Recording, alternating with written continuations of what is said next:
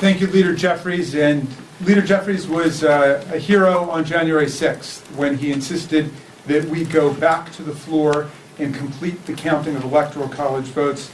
And he's a hero again now as he opposes this absurd and ridiculous effort by the Republicans again to spread lies when the truth is completely known.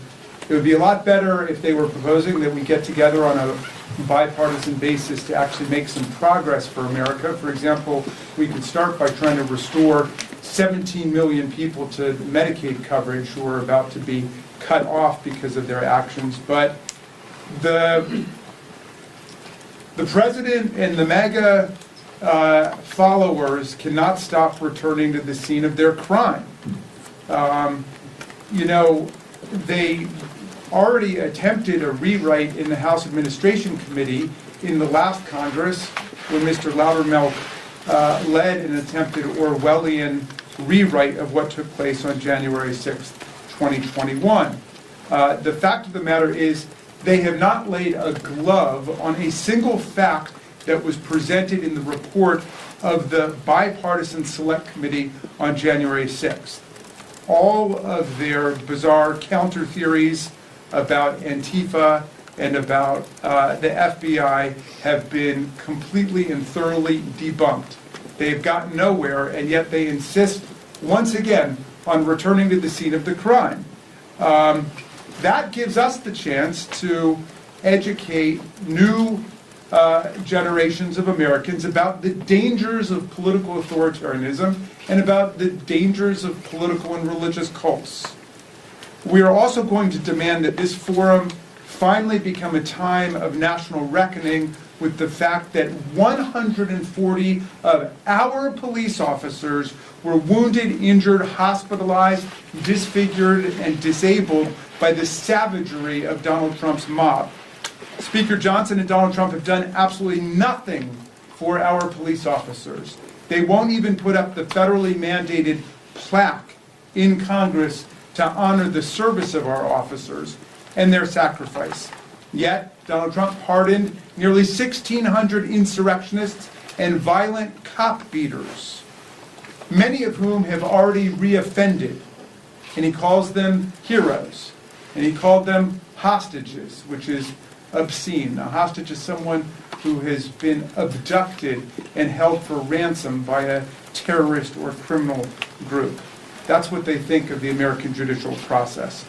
So, while he's pardoned all of these insurrectionists, while he has fired dozens of experienced federal prosecutors simply for doing their jobs and working on the January 6th case, he has done nothing for the police heroes who defended our Congress, who defended our vice president, who was threatened by Donald Trump's mob, and who defended our Constitution against Trump's insurrection.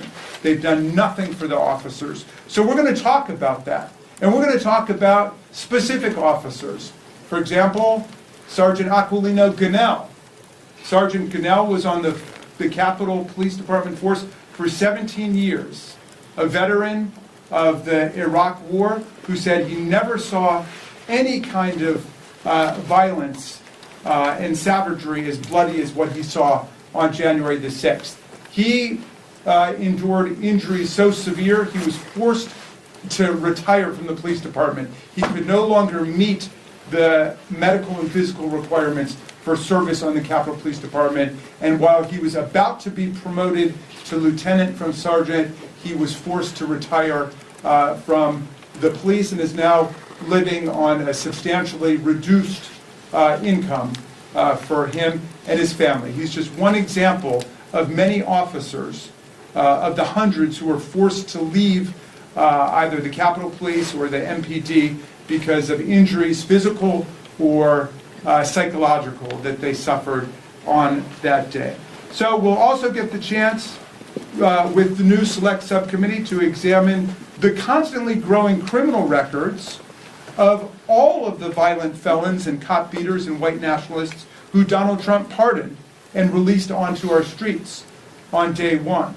And they've been picked up on all kinds of crimes. One from Virginia was engaged in burglarizing homes in the neighborhood where he lived. But on that list are child sex abusers. There are people who've been involved in other kinds of violent crimes and robbery. And so we're going to trace all of the people who Donald Trump decided to pardon and release back into the streets. Again, we would much prefer to be working on something positive, forward-looking, but they want to look back.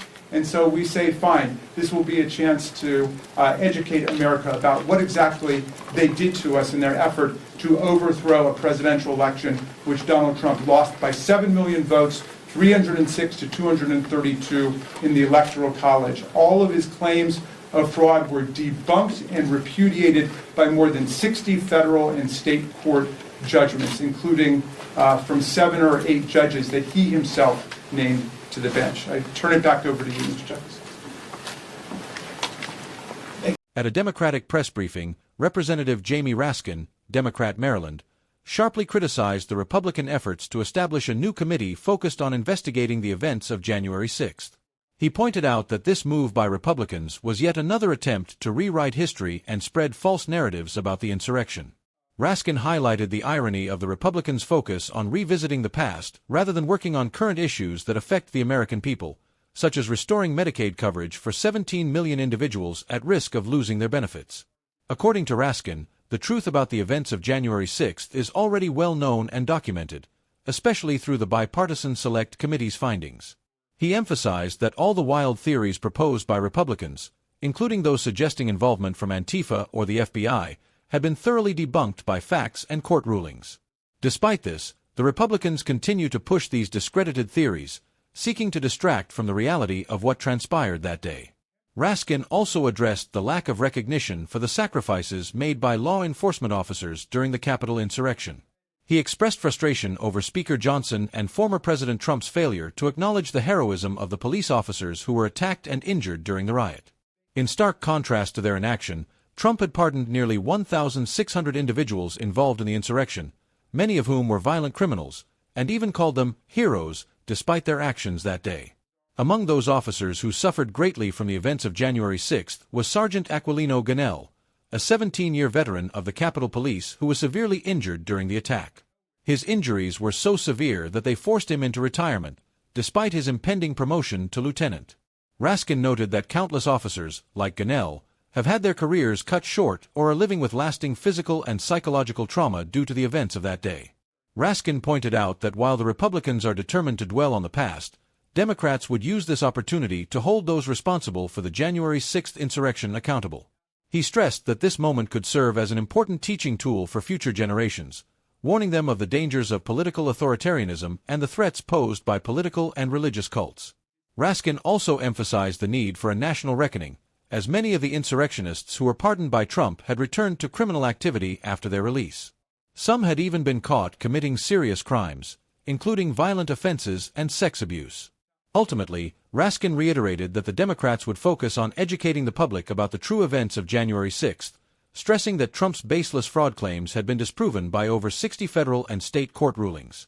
He concluded by reminding everyone that Trump lost the 2020 election by a significant margin, 7 million votes, 306 to 232 in the Electoral College, making his continued promotion of false fraud claims even more egregious.